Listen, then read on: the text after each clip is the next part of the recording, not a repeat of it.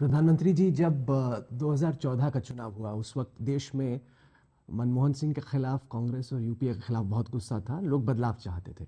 2019 का चुनाव हुआ, उससे पहले पुलवामा, बालाकोट हुआ। राष्ट्रीयता का भाव था देश भर में और लोग आपको एक और मौका देना चाहते थे। इस बार विश्लेषक ऐसा कह रहे हैं कि क्या उस तरह का जोश और जज्बा वोटर्स में है जो कि 2019 में था? वोटिंग परसेंटेजेस थोड़ी सी कम हुई हैं। वोटिंग परसेंटेज के डिक्लाइन को आप कैसे देखते हैं? और क्या आपको लगता है कि वोटर्स में एक तरीके से उस तरह का एंथुजियाज्म नहीं है जो कि 2014 और 2019 में था? उसको आप कैसे स्टडी करते हैं? ऐसा है कि कुछ लोगों की रोजी रोटी इस पर डिपेंडेंट है। उनको खुद को रिलेवेंट रहने के लिए क्या करना होगा? कुछ तो चीजें सगु पे छोड़ने पड़ते हैं, वरना तो हवा बन जाए। यार ये तो जीता हुआ है, चुनाव में क्या है यार, एडवर्टाइजमेंट भी नहीं मिलेगा, कुछ बेकार हो जाएगा। तो ये भी एक कारण है। मुझे याद है मैं गुजरात में पार्टी का काम करता था, तो यानी शायद वो होगा चुनाव और 95 पहले का कोई चुनाव होगा। तो उसके पहले नगर पालिका के चुनाव हुए थे और नगर पालिकाओं के चुनाव में हमारे यहाँ सिंबल पे नहीं लड़ा जाता था, ज़्यादातर इंडिपेंडेंट लड़ते थे लोग। लेकिन भाजपा ने शुरू किया कि नहीं, हम सिंबल पे लड़े, लोगों को आदत डाल, क्योंकि जिम्मेवारी तय हो। लड़ते तो बीजेपी पे भी कार्यकर्ता लड़ते थे, इंडिपेंडेंट लड़ते थे, तो हम पार्टी सिंबल पर लड़े। लेकिन स्वाभाविक थे इंडिपेंडेंट ज़्यादा जीते। हमारा पहला दिल्ली से जो पत्रकार आते थे ये फाइल लेके आते थे, और चुनाव असेंबली का चुनाव था, सवाल यहीं से शुरू करते थे। अब ये भी तो असेंबली में हार गए थे, चुनाव कैसे जीतोगे? अब ये भी तो असेंबली। तो मैंने कहा यार तुम लोगों के पास कोई काम नहीं है क्या? कोई तो होमवर्क तो करो। दोनों ये नगर पालिका का चुनाव कैसे होता है, स्टडी तो करो। वैसा ही है ये मतदान का। मतदान का पॉलिटिकल पार्टी के परफॉर्मेंस वगैरह चीजों से जोड़ करके देखने के बजाय ये देखना चाहिए कि लोकतंत्र में मतदान बड़ा महत्वपूर्ण है। उदासीनता लोकतंत्र के लिए अच्छी नहीं है। हमारा नैरेटिव वो होना चाहिए ताकि देश के लोकतंत्र मजबूत हो। उसके बजाय हम उसमें से रिजल्ट खोजने लगते हैं, और वो भी तथ्य नहीं है, तर्क है सिर्फ। अब उन तर्कों के पीछे समय बर्बाद करके क्या करेंगे जी लोग? मैं नीचे जमीन पे जाता हूं, और मैंने कभी पहले क्लेम नहीं की है जी। आपने देखा होगा मेरे खिलाफ शिकायत ये है कि मैं हार जीत के क्लेम नहीं करता रहता हूं। इस बार भी मैंने क्लेम नहीं किया था। हाउस में मैंने, लोग बोल रहे थे 400 पार, मैं खुद क्लेम नहीं करता था। लेकिन मुझे पता तो चलता है जी। हाँ, मैं तैयारी करता हूँ, 100 दिन में क्या करूंगा, 5 साल में क्या करूंगा, 2047 का ये काम मैं करूंगा, तो मुझे मालूम है कि जिम्मा मुझे निभाना है।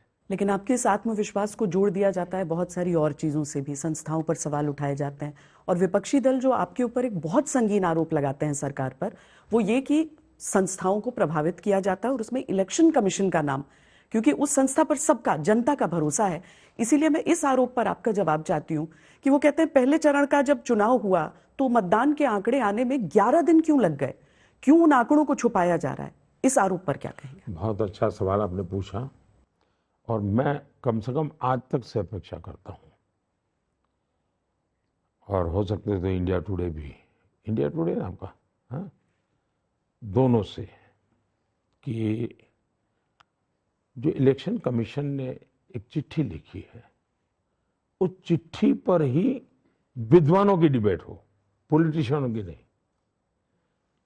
जो एक्सपर्ट है, जो इस विषय को जानते हैं, उनकी डिबेट हो, और उन्होंने सही किया गलत किया, क्योंकि मैं इसी के लिए कोई कमेंट करूं ठीक नहीं है। दूसरा, इलेक्शन कमीशन ये जो इंस्टीट्यूट है, करीब करीब 50-60 साल तक सिंगल मेंबर रही है।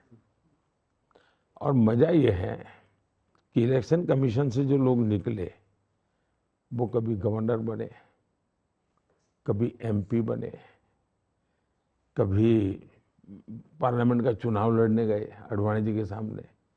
मतलब उन्होंने कैसे लोगों को बिठाया था, इसका उदाहरण है। उस जमाने के जो इलेक्शन कमीशन जो रिटायर्ड हुए, जो बैठे हैं, वे आज भी उसी पॉलिटिकल फिलोसॉफी को प्रमोट करने वाले ट्वीट करते हैं, ओपिनियन अपने देते हैं, आर्टिकल लिखते हैं। इसका मतलब अब जाकर के इलेक्शन कमीशन पूर्ण रूप से स्वतंत्र बना है। और मैं चाहूँगा आज तक से, और मुझे पक्का विश्वास है, अभी नहीं तो कभी न कभी आप लोग करेंगे, कि भारत के इलेक्शन कमीशन के जो यात्रा है उस पर एनालिसिस हो।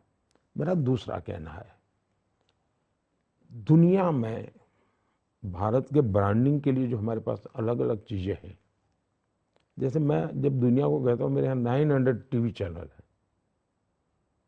वो टीवी चैनल मेरे साथ क्या करते हैं मेरा मुद्दा नहीं है। मैं दुनिया को बताता हूँ ये मेरा देश है, 900 टीवी चैनल। तो सुन करके चौंक जाते हैं, उनको क्या 900 टीवी चैनल, और मैं कहता हूँ इतनी लैंग्वेजेज में है, तो परेशान हो जाता है। तो मेरे लिए 900 चैनल मुझे दिन रात क्या करते हैं वो अलग विषय है, लेकिन 900 चैनल होना मेरे देश की ताकत है। तो मैं दुनिया के सामने ले जा, भारत का इलेक्शन कमीशन, भारत की इलेक्शन प्रोसेस, ये विश्व के लिए एक बहुत बड़ा अजूबा है। ये हम सबका कर्तव्य है कि हमारे देश का ब्रांडिंग करें। मैं तो चाहता हूं कि आप लोगों ने विश्व भर से अलग अलग मीडिया हाउसेस को यहाँ इनवाइट करना चाहिए। चुनाव में 2 हेलीकॉप्टर उनके लिए ले लेना चाहिए। कुछ गलत नहीं है जी। आपने अच्छा आइडिया दिया अगले बार के लिए। बस सच बताओ, इससे आपका भी एक ग्लोबल बनेगा। जैसे इस बार हमारे यहाँ कई पॉलिटिकल पार्टी के लोग आए, दुनिया भर से आए, कुछ ऑब्जर्वर के रूप में लोग आते हैं, देखने के लिए आते हैं। सचमुच में भारत का लोकतंत्र का उत्सव और भारत के सामान्य मानवी की लोकतंत्र की समझ, और कितना बड़ा मैनेजमेंट है जी, लाखों लोग लगते हैं जी, और समय सीमा, ये अद्भुत काम है जी। ये बहुत बड़ा, मैं तो मानता हूँ दुनिया की यूनिवर्सिटी केस स्टडी है। और आपके अरुण पुरी जी पढ़ने के लिए गए, उनको कहिए कि भारत के इलेक्शन प्रोसेस पर वहाँ की यूनिवर्सिटी केस स्टडी करे। ये एक बहुत बड़ा अचीवमेंट है हिंदुस्तान का जी, हमने गर्व करना चाहिए।